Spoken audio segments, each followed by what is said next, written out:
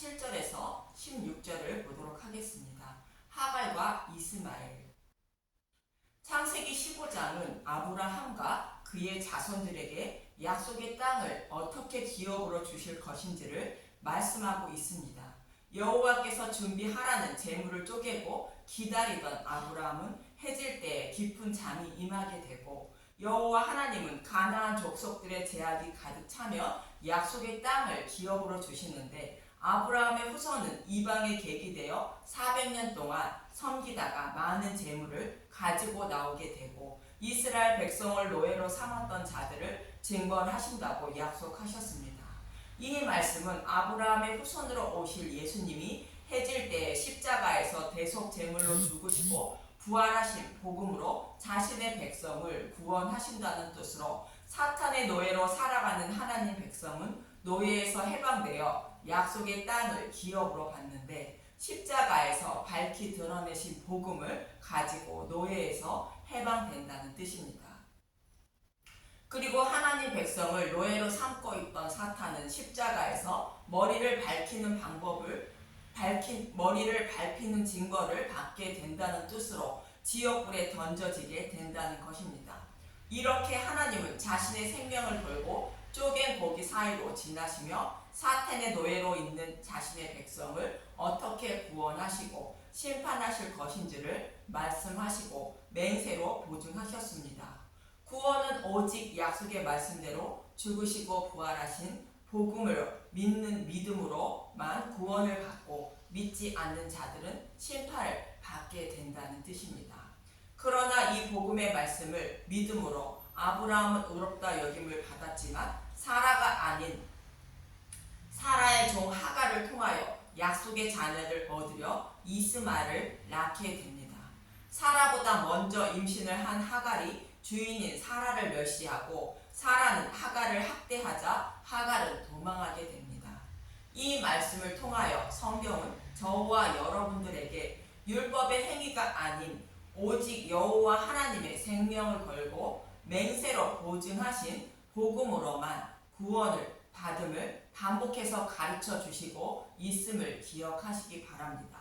본문 7절에서 8절을 보도록 하겠습니다. 창세기 16장 7절. 여호와의 사자가 광야의 샘물 곁 곧 숫길 샘 곁에서 그를 만나 이르되, 사라의 여종 하갈아, 내가 어디서 왔으며 어디로 가느냐? 그가 이르되, 나는 내 여주인 사례를 피하여 도망하나이다. 여호와의 사자가 그에게 이르되, 내 여주인에게로 돌아가서 그 수하에 복종하라. 율법이 주인인 복음을 떠나 도망하는 장면인데, 여호와의 사자는 도망하는 하갈을 만나 여주인에게 돌아가 그 수하에 복종하라고 말합니다. 복음을 상징하는 사라에게 복종하라는 것은 복음으로만 하나님 백성을 구원하시지만, 율법도 반드시 필요하다는 뜻이며, 사라가 이삭을 낳고 젖을 떼자 하갈과 그의 아들을 쫓아내는 것은 율법은 믿음이 오기까지만 필요하다는 뜻입니다. 갈라디아서 3장 25절에서 26절을 보도록 하겠습니다. 갈라디아서 3장 25절. 믿음이 온 후로는 우리가 초등교사 아래에 있지 아니하도다. 너희가 다 믿음으로 말미암아 그리스도 예수 안에서 하나님의 아들이 되었으니.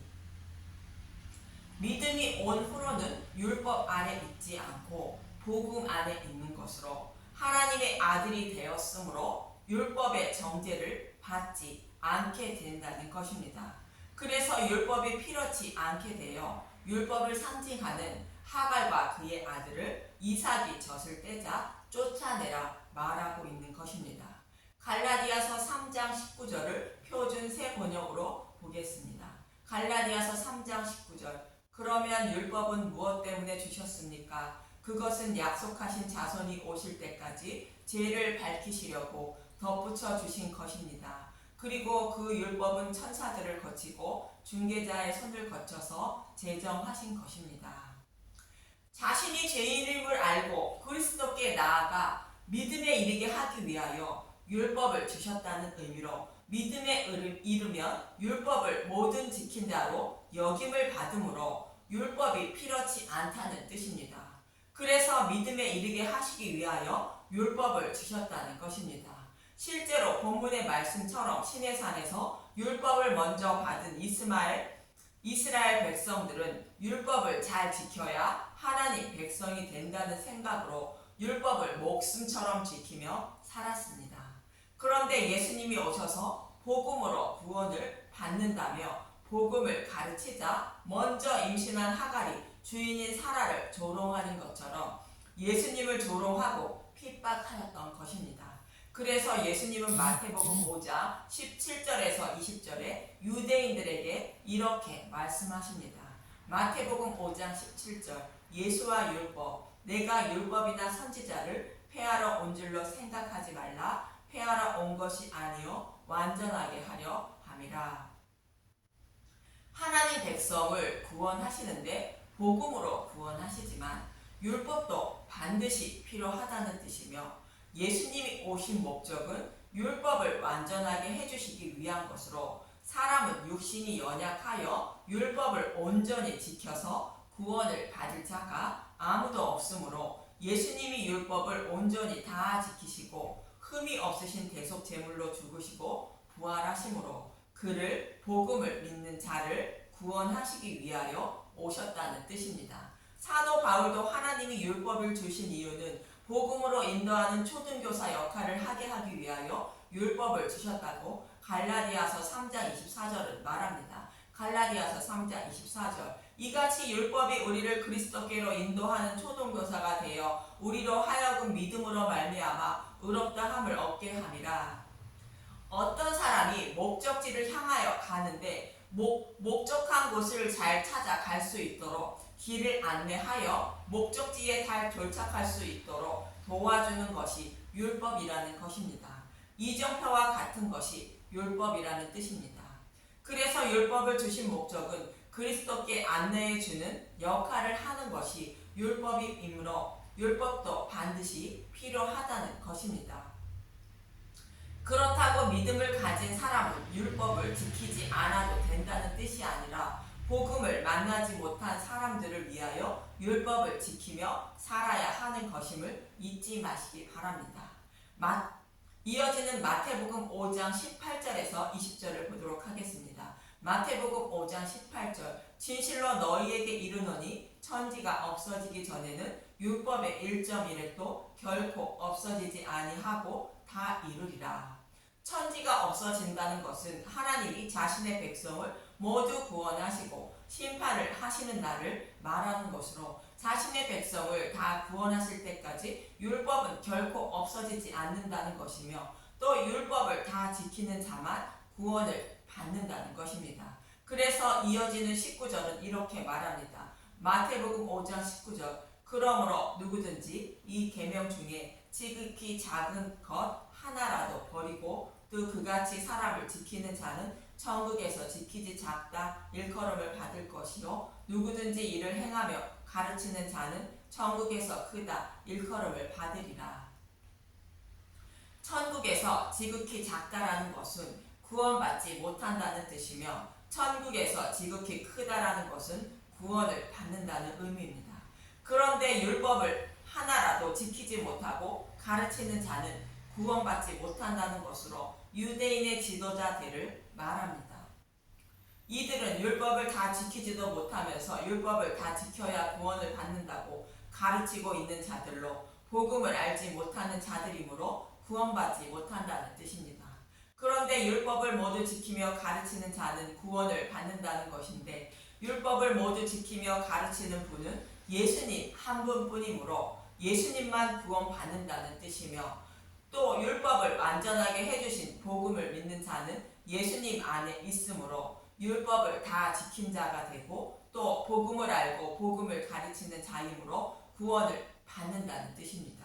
그래서 20절은 또 이렇게 말합니다. 마태복음 5장 20절 내가 너희에게 이르노니 너희 의가 서기관과 바리새인보다 더 낫지 못하면 결코 천국에 들어가지 못하리라.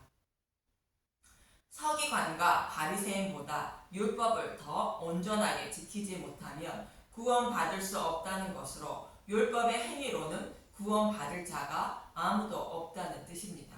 그래서 이들보다 율법을 더 잘 지켜야 천국에 들어간다는 것으로 이들보다 더 율법을 온전히 지키고 대속 제물로 죽으신 예수님을 믿어야 천국에 들어갈 수 있다는 뜻입니다.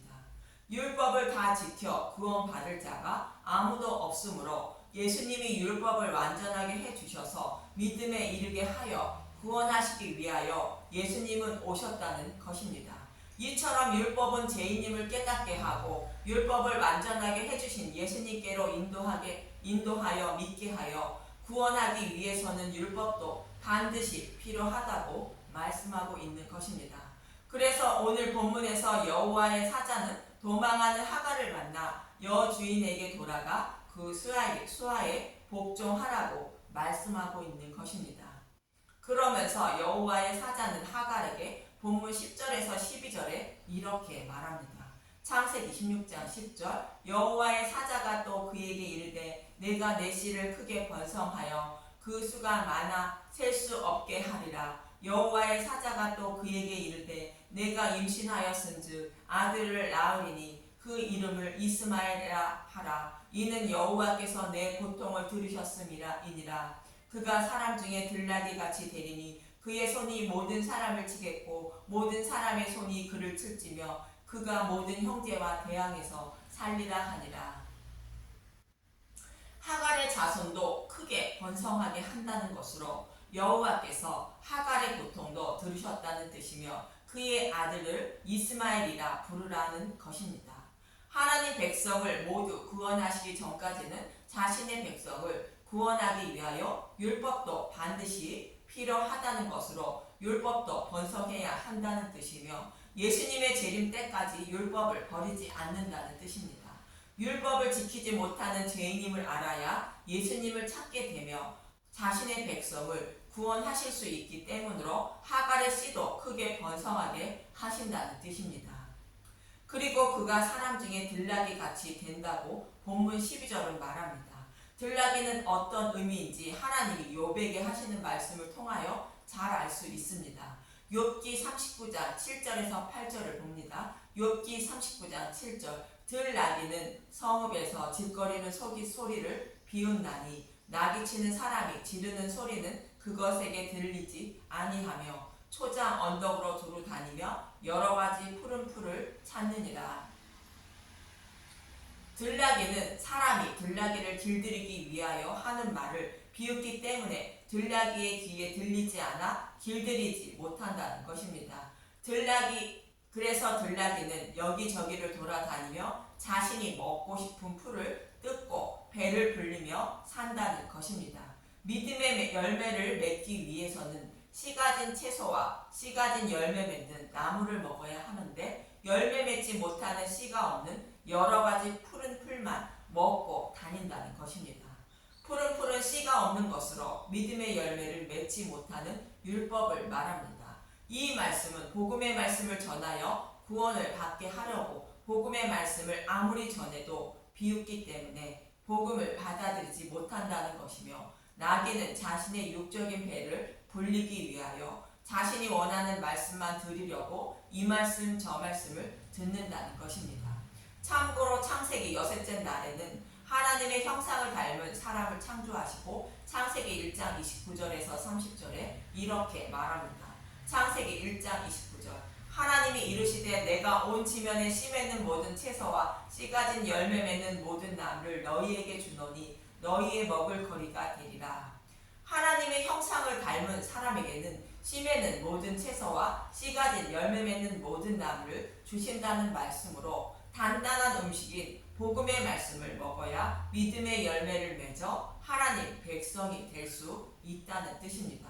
그러나 반대로 믿음의 열매를 맺지 못하는 자들은 믿음의 열매를 맺지 못하는 푸른 풀만 주신다고 30절은 말합니다. 창세기 1장 30절 또 땅의 모든 짐승과 하늘의 모든 새와 생명이 있어 땅에 기는 모든 것에게는 내가 모든 푸른 풀을 먹을 거리로 주노라 하시니 그대로 되니라.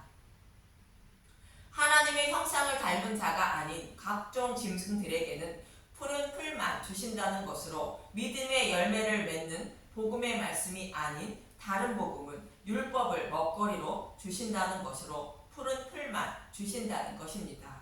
하나님의 형상을 닮은 자가 아닌 자들에게는 푸른 풀인 젖만 주신다는 것으로 믿음의 열매를 맺지 못하는 율법만 먹게 된다는 뜻입니다. 참고로 히브리서 5장 12절에서 14절을 보는데 단단한 음식은 씨 맺는 씨 가진 복음을 말하고 젖은 율법을 채소를 말합니다. 히브리서 5장 12절 때가 오래되었으므로 너희가 마땅히 선생이 되었을 터인데 너희가 다시 하나님의 말씀의 초보에 대하여 누구에게서 가르침을 받아야 할 처지이니 단단한 음식은 못 먹고 젖이나 먹어야 할 자가 되었도다. 히브리서 5장 13절 이는 젖을 먹는 자마다 어린 아이니 의의 말씀을 경험하지 못한 자요 단단한 음식은 장성한 자의 것이니 그들은 지각을 사용함으로 연단을 받아 선악을 분별하는 자들이니라. 젖이나 먹고 있는 유대인을 책망하는 말씀으로 율법 속에 감추인 복음의 말씀을 먹어야 구원을 받는다는 뜻입니다. 이 말씀처럼 들나귀는 하나님이 주시는 믿음의 열매를 맺는 복음의 말씀을 거절하고 자신의 육적인 욕구인 배만 불리기 위하여 다른 복음만 곧 율법만 먹고 다닌다는 뜻입니다. 그러나 들나귀와 달리 나귀인 저와 여러분은 어린 양으로 대속함을 받음으로 정한 짐승이 되어 구원을 받을 수 있는 것입니다. 출애굽기 13장 13절 나귀의 첫 새끼는 다 어린 양으로 대속할 것이요 그렇지 하지 아니하려면 그 몫을 꺾을 것이며 내 아들 중 처음 난 모든 자는 대속할지니라. 하나님 백성은 씨 맺는 모든 채소와 씨 가진 열매 맺는 모든 나무인 복음의 말씀을 먹음으로 유월절 어린 양으로 대속을 받아 구원을 받아야 한다는 뜻이며 그렇지 않으면 심판을 받는다는 것입니다. 그리고 그는 그의 손이 모든 사람을 치겠고 모든 사람의 손이 그를 칠지며 그가 모든 형제와 대항해서 살리라 말씀하십니다. 이 말씀대로 이스마엘의 후손들인 이스라엘을 믿는 사람들은 온 세상을 대상으로 싸우고 있고 또 이스라엘을 믿는 자신들끼리도 전쟁을 하며 살아가고 있는 것입니다. 이렇게 여호와 하나님은 하갈도 살펴주셨다고 본문 13절에서 14절은 말합니다.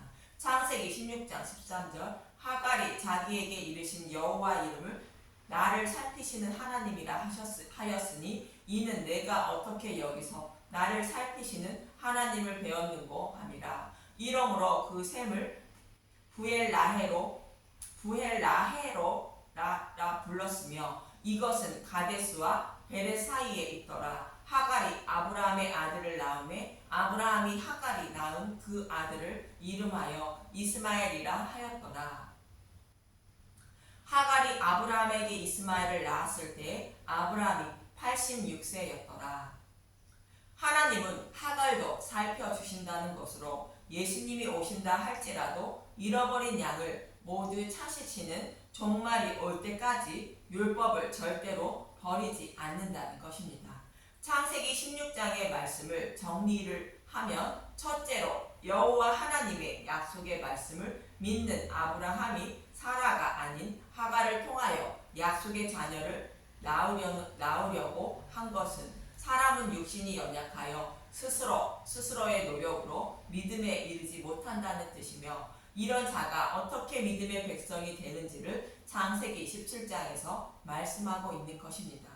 두 번째로 하갈 사건을 통하여 하시는 말씀은 창세기 15장에서 예수님의 죽으심과 부활인 복음을 믿는 사람을 구원하여 하나님 나라를 기업으로 주신다고 하나님의 목숨을 걸고 맹세로 보증하신 말씀대로 복음을 믿는 사람만 구원하신다는 말씀을 강조하시는 말씀으로 하나님의 뜻을 사람의 소견으로 해석하여 하나님께 열심을 보이려는 율법의 행위로 구원을 받지 못하고 오직 예수님을 믿는 믿음으로만 구원을 받음을 말씀하고 있고 율법도 믿음이 오기까지는 필요하고 또 잃어버린 하나님 백성을 모두 구원하실 때까지 필요하다는 것으로 율법도 버리지 않는다는 것입니다. 또한 믿음의 백성이 되어 구원받았다 할지라도 육신이 죽을 때까지는 하나님의 이름을 더럽히지 않기 위하여 믿지 않는 사람들보다 더 율법을 지켜야 하며 한 영혼의 생명을 더 구원하기 위하여 율법을 지켜야 함을 저와 여러분은 잊지 않아야 하는 것입니다. 그런 저와 여러분이 되시길 간절히 기도합니다. 감사합니다.